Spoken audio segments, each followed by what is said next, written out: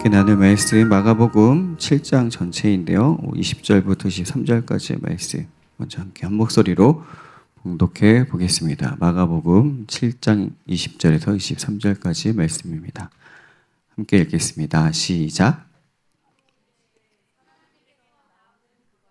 사람을 더럽게 하는 속에서 곧 사람의 마음에서 나오는 것은 악한 생각 곧 음란과 도둑질과 살인과 간음과 탐욕과 악독과 속임과 음탕과 질투와 비방과 교만과 우매함이니 이 모든 악한 것이 다 속에서 나와서 사람을 더럽게 하느니라. 아멘. 이제 진짜 완연한 가을이 되었어요. 이제 반팔 입을 날도 얼마 안 남은 것 같습니다. 아침 저녁으로는 시원함을 넘어서 이제 좀 서늘하다는, 이불을 좀 뒤집어 쓰고 자야 되는 날이 되었어요.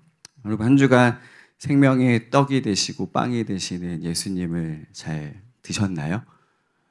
네, 주님을 구하시는 한 주가 되셨나요? 아니면 그 은혜로 충만한 여러분들 되셨나요? 물 위를 걸어오시는 예수님이 제자들을 만나주셨던 것처럼 저 여러분의 풍랑을 잠잠케 하시는 주님을 바라보는 저 여러분 되기를 간절히 소망합니다. 다음 주에는 이 시간에 저희가 청담 살롱이 여기서 진행이 돼요. 그래서 주변에 있는 지인분들에게 알려주시고 또 함께 오셔서 귀한 시간 갖게 되기를 소망합니다. 오늘도 역시 마가복음을 여러분과 함께 나누려고 하는데요. 종교인들이 또 나와요. 예수님을 따라다니는 많은 사람들 중 종교인들은 다른 목적으로 예수님을 따라다닌다고 얘기했어요. 생명의 말씀을 듣고자 찾아오는 것도 아니었고요. 병을 낫고자 찾아오지 않았습니다. 물론 몇몇 깨어있는 사람들이, 소수의 사람들은 그랬지만 지금 여기에 나오는 종교인들은 그런 목적으로 예수님을 쫓아다니지 않았습니다. 왜 쫓아다녔죠, 여러분? 예수님이 틀렸다라는 걸 어떻게 해서든 트집 잡으려고 쫓아다니고 있었습니다. 오늘의 이야기도 그 종교인들의 트집에서 시작이 돼요. 어떤 트집이냐면 씻지 않은 손으로 음식을 먹는 걸 가지고 트집을 잡습니다. 바리새인과 종교인들은 왜 이 행위가 부정한 것이라고 이야기했을까요? 우리가 생각하기에 씻지 않은 손으로 음식 먹으면 여러분도 혼나시잖아요. 그렇죠? 손도 안 씻고 밥을 먹어 이렇게 얘기하잖아요. 근데 우리가 생각하는 그 위생관념에서의 손 씻음은 아니에요. 그런 의미보단요, 이 사람들이 이 손을 씻지 않는 것이 부정하다고 여기게 된 것은 당시 그들이 열심으로 지켰던 전통에 의거합니다. 즉 장로들의 가르침, 전통 혹은 율법을 해석하며 또 그 율법을 지키기 위해서 종교인들이 만들어낸 수백 가지였다고 해요. 각 분야별로 수백 가지의 율례와 규례들이 있었어요. 그 규례 중에 손 씻지 않고 먹으면 부정하다라고 이야기하는 겁니다. 그렇다면 여기서 부정하다라는 말의 의미를 좀 짚어봐야 될 것 같아요. 정하지 않다라는 말이잖아요. 그래서 정결하지 않다라고 할 때 우리가 일반적으로 생각하기에 앞서 얘기했듯이 좀 위생적으로 깨끗함을 우리는 생각하게 되지만 그거하고는 조금 다릅니다. 코이누라는 이제 헬라어를 쓰고 있는데요. 속되게 하다, 부정하게 하다, 더럽히다라는 뜻을 가지고 있는데요. 즉, 이 말의 의미는 하나님 앞에 나아갈 수 없는 상태를 부정하다라고 이야기합니다. 즉, 부정하다는 것은 하나님과의 관계가 죄로 말미암아 끊어졌다라는 것을 의미합니다. 즉, 당시 종교인들은 자신들이 지키는 종교적 전통과 규례와 이런 것들을 열심히 지키면 하나님 앞에서는 정한 상태가 된다라고 믿었어요. 그러니까 그렇지 않으면, 지키지 않으면 부정하다라고 이야기하는 것입니다. 그들이 정말 그때 당시 지켰던 규례가 수백 가지래요. 분야별로 수백 가지라고 합니다. 그러니까 이걸 다 알려면 여러분 어떻게 해야 돼요? 법조인들처럼 법조문을 외우듯이 다다다다다다다다 외워야 지킬 수 있겠죠. 그래서 당시 일반 사람들이 이 규례를 지키는 건 불가능했어요. 당시 규례대로 하면 일반 사람들은 모두 다 부정한 사람이 되어지게 됩니다. 그 나아가 그들을 향해 종교인들은 이렇게 얘기해요. 죄인이다 라고 이야기합니다. 마가복음 2장 17절에 예수님이 이렇게 말씀하세요. 예수께서 그 말을 들으시고 그들에게 말씀하셨다. 건강한 사람에게는 의사가 필요하지 않으나 병든 사람에게는 필요하다. 나는 의인을 부르러 온 것이 아니라 죄인을 부르러 왔다. 아니, 건강한 사람하고 병든 사람을 얘기하시다가 의인하고 죄인으로 다시 바꾸십니다. 그럼 그때 당시 종교인들이 바라봤을 때 예수님을 향해서 세리와 창녀와 죄인들하고 밥을 어떻게 같이 먹냐고 했을 때 그 죄인들이 바로 이 사람들이에요. 그때 당시 종교인들의 전통, 그 율례와 규례를 지키지 못하는 평범한 사람들을 향해서 그들은 부정한 사람이라고 이야기했습니다. 예, 레위기 규정에 따르면 부정한 자가 있을 수 있어요. 그러나 그때 당시 종교인들은 그들이 믿었던 말씀을 확장해서 각 분야별로 자신들의 전통을 만들어서 지키지 않으면 부정하다라고 말했습니다. 이 모습을 통해서 예수님은 무엇이 사람을 부정하게 규정하게 되는 것인지를 그 본질적인 것을 이 트집을 통해서 말씀하시고자 해요. 마가복음 7장 5절에서 9절까지의 말씀을 우리 함께 한 목소리로 봉독해 보겠습니다. 함께 읽겠습니다. 이에 바리새인들과 서기관들이 예수께 묻되 어찌하여 당신의 제자들은 장로들의 전통을 준행하지 아니하고 부정한 손으로 떡을 먹나이까? 이르시되 이사야가 너희 외식하는 자에 대하여 잘 예언하였도다. 기록하였으되 이 백성이 입술로는 나를 공경하되 마음은 내게서 멀도다. 사람의 계명으로 교훈을 삼아 가르치니 나를 헛되이 경배하는도다 하였느니라. 너희가 하나님의 계명은 버리고 사람의 전통을 지키느니라. 또 이르시되 너희가 너희 전통을 지키려고 하나님의 계명을 잘 버리는도다. 아멘. 종교인들의 외식을 굉장히 신랄하게 비판하고 계신 예수님이 보입니다.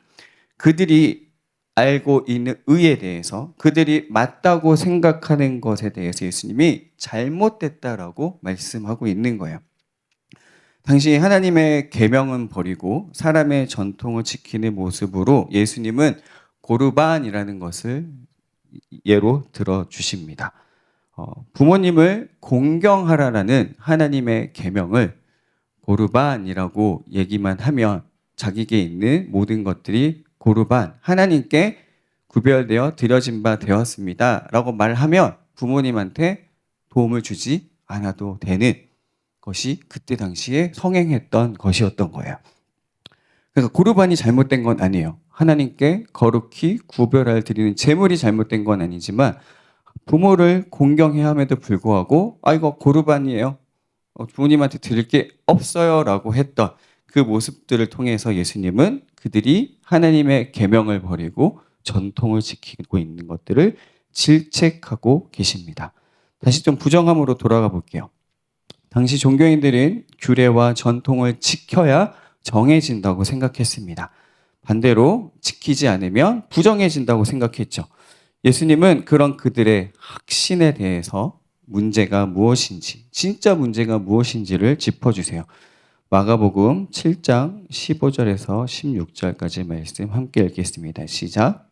무엇이든지 밖에서 사람에게로 들어가는 것은 능히 사람을 더럽게 하지 못하되 사람 안에서 나오는 것이 사람을 더럽게 하는 것이니라 하시고, 손을 안 씻고 음식을 먹은 것으로 해서 부정해지는 것이 아니라 입으로 들어간 어떤 것도 사람을 부정하게 할 수 없지만 오히려 반대로 사람 안에서 나오는 것이 사람을 부정하게 한다라고 말씀하세요. 이것에 대해서 설명을 안 해주세요. 근데 나중에 근거리에 있는 제자들과 사람들에게 다시 한번 말씀해 주세요. 이 말의 뜻이 무엇인지 설명해 주는 말씀이 18절, 20절 말씀인데 함께 읽어볼게요. 시작. 예수께서 이르시되 너희도 이렇게 깨달음이 없느냐? 무엇이든지 밖에서 들어가는 것이 능히 사람을 더럽게 하지 못함을 알지 못하느냐? 이는 마음으로 들어가지 아니하고 배로 들어가 뒤로 나감이라. 이러므로 모든 음식물을 깨끗하다 하시니라. 또 이르시되 사람에게서 나오는 그것이 사람을 더럽게 하느니라. 아멘. 사람을 부정하게 하는 것이 어떤 율례나 규례를 지키지 못해서라기보다 더 근원적인 문제에 대해서 예수님을 말씀하고 계세요. 무엇이 사람을 부정하게 하는가? 바로 사람에게서 나오는 것이 사람을 더럽게 한다라고 말씀하고 계십니다. 종교적 열심이 사람을 정하게 할 수 없다라는 것을 또 말씀하시는 거예요. 무엇이 사람을 더럽게 하는 것일까요? 예수님은 이어서 그것에 대해서 설명해 주십니다. 21절, 23절 말씀 같이 한번 읽어볼까요? 시작. 속에서 곧 사람의 마음에서 나오는 것은 악한 생각, 곧 음란과 도둑질과 살인과 간음과 탐욕과 악독과 속임과 음탕과 질투와 비방과 교만과 우매함이니 이 모든 악한 것이 다 속에서 나와서 사람을 더럽게 하느니라. 아멘. 여기서 쓰인 마음이라는 단어가 우리가 잘 알고 있는 그 단어입니다. 히브리어로 레브라는 단어로 쓰고 있는 단어이기도 해요. 이 단어가 뜻하는 바가 생각, 감정, 의지를 포함하고 있습니다. 그러니까 우리의 존재 자체, 나라는 사람이 어떤지를 정확하게 보여주는 거예요. 내 마음이 무엇으로 채워져 있는가? 나는 어떤 존재인가? 어떤 존재죠? 이 말씀에 의거하면 저 여러분은 죄인이라고 말씀하고 계시는 거예요. 즉, 우리는 존재적으로 타락한 사람이라는 거예요. 원래부터 부정한 사람이라는 것을 말씀하고 있어요. 우리 속에 선한 것이 하나도 없다라는 것을 말씀하고 계시죠. 로마서에 바울이 이렇게 말씀하고 있어요. 3장 10절 함께 한번 읽어볼까요? 시작. 성경에 이렇게 기록되어 있습니다. 의인은 없다. 한 사람도 없다. 23절 또 읽어볼게요. 모든 사람이 죄를 범하였습니다. 그래서 사람은 하나님의 영광에 못 미치는 처지에 놓여 있습니다. 네, 우리 모두 죄인이에요. 우리 모두 부정한 사람들입니다. 우리 안에는 선한 것이 단 1도 없는 존재라는 거죠. 우리 안에 뭐가 있죠? 오직 악한 생각과 음란과 도둑질과 살인과 간음과 탐욕, 악독, 속임, 음탕, 질투, 비방, 교만, 우매함 등으로 가득한 사람이라고 말씀하고 있어요. 그럼 저는 지극히 평범한 대한민국의 성인 남성입니다. 그런 평범한 성인 남성들과 비교해도 저는 그렇게 나쁜 사람은 아니에요. 그냥 정말 대한민국 평균의 남성들이 그냥 제 고등학교 동창들 예수님 안 믿는 친구들과 비교하면 저는 그래도 좀 나은 사람인 것 같아요. 근데 기준이 세상이 아닌 하나님의 기준이 되었을 때 저는 철저히 죄인임을 자각하게 됩니다. 내 안에 선한 것이 단 1도 없다라는 것을 알게 돼요. 밖에서 보여지는 모습은 얼마든지 괜찮게 보여질 수 있어요. 그러나 내 내면의 모습, 가장 가까운 이들에게 비춰지는 저의 모습은 어찌할 수 없는 죄인임이 드러나게 됩니다. 그래서 저는 예수님이 필요합니다. 어제만 필요한 게 아니고요. 그제만 필요한 게 아니고 1년 전, 3년 전, 10년 전이 아니라 오늘도 예수님이 필요하고 내일도 그 이후에도 예수님이 필요한 존재입니다. 저는 매일매일 그분의 은혜가 필요한 존재입니다. 근데 저도 가끔 착각합니다. 내가 정한 사람이 된 것 같은 느낌을 받을 때가 있어요. 종교인들과 같이 내가 의로운 자라고 착각할 때가 있어요. 아, 이 정도면 훌륭하지. 아, 이 정도 성숙했지. 나도 많이 변했어. 라고 착각할 때가 있어요. 그러면서 거기에 좀 머물러도 되지 않을까라는 생각이 쑥 들어오게 됩니다. 그럼 정말 큰일 나요. 그래서 내가 매일매일 어떤 존재인지를 자각하는 것이 놀라운 하나님의 은혜임을 고백할 수밖에 없어요. 여러분, 종교인들이 엄청난 열심으로 그 수백 가지의 규례들을 날마다 지키며 살아갔어요. 우리가 아는 바울 사도조차도 다 지켰다라고 스스로 고백했어요. 그러나 그 노력과 애씀으로 제가 여러분과 함께 이 자리에 설 수 없습니다. 저는 절대 그럴 수 없는 존재입니다. 저는 철저히 예수님이 필요한 존재예요. 마가복음 여기서 끝났다면 저 여러분은 이 자리에 함께 있을 수 없을 거예요. 예. 그냥 죄인임을 자각하고 끝났겠죠. 근데 무려 16장까지 있어서 다행입니다. 예수님이 정결 논쟁하고 나서 두로라고 하는 이방인 땅으로 가시는 사건이 기록되고 그곳에서 한 여인을 만나게 됩니다. 바로 스로보니게 여인입니다. 헬라인 여인이라고 설명되어져 있어요. 이방인이에요. 거기다 여자입니다. 근데 그 여인에게는 귀신 들린 딸이 있었어요. 악한 영에게 사로잡힌 딸이 있는 여인이 찾아옵니다. 마가복음 7장 26절, 28절 같이 한번 읽어볼까요? 시작. 그 여자는 헬라인이요 수로보니게 족속이라 자기 딸에게서 귀신 쫓아내 주시기를 간구하거늘 예수께서 이르시되 자녀로 먼저 배불리 먹게 할지니 자녀의 떡을 취하여 개들에게 던짐이 마땅치 아니하니라. 여자가 대답하여 이르되 주여 올소이다마는 상 아래 개들도 아이들이 먹던 부스러기를 먹나이다. 네. 이제 이 말씀을 읽을 때마다 그래도 우리 예수님이 좀 가하시다라는 생각이 저는 조금 들었거든요. 왜냐하면 물론 이제 그 순서가 유대인이 먼저이긴 해요. 근데 이방인 여인에게 개라고 얘기를 하시는 게 좀 잘 이해가 되지 않았어요. 아무리 이방인이지만 어떻게 개 비유를 하시지? 라고 생각해서 그 개를 좀 찾아봤습니다. 당시 유대인들은 이방 사람들을 들개라고 했대요. 그냥 개 말고요. 야생에서 돌아다니는 개라고 불렀는데 예수님은 이 여인을 불렀던 그 개가 집에서 키우는 강아지라고 완곡하게 표현하고 계세요. 그러니까 복음이 유대인에게 먼저라는 것을 강조하시기도 하는 것이지만 조금 완화해서 이방 여인에게 그렇게 표현합니다. 근데 아무리 그래도 그런 표현을 들었잖아요. 근데 이 여인이 어떻게 반응하죠, 여러분? 그런 말을 들었음에도 이 여인에게는 믿음이 있었어요. 어떤 믿음이죠? 예수님이 자신의 딸을 자유케 할 거라는 믿음을 가지고 있었어요. 그래서 이 여인이 뭐라고 해요? 개들도 상 밑에 떨어진 부스러기를 먹습니다. 라는 그 고백을 통해 예수님은 그 고백을 듣고 일하십니다. 어떤 일을 하시죠? 돌아가라. 네 딸이 노임을 받았다라고 말씀하시죠. 딸이 악한 영에게서 노임을 받고 자유케 되어집니다. 여러분 이 사건이 앞서 얘기했던 음식 논쟁, 정결 논쟁, 마음을 더럽게 하는 그 부분이 있고 난 다음에 마가는 이 사건을 기록하고 있어요. 이것은 단순히 그냥 기록한 것이 아니라요.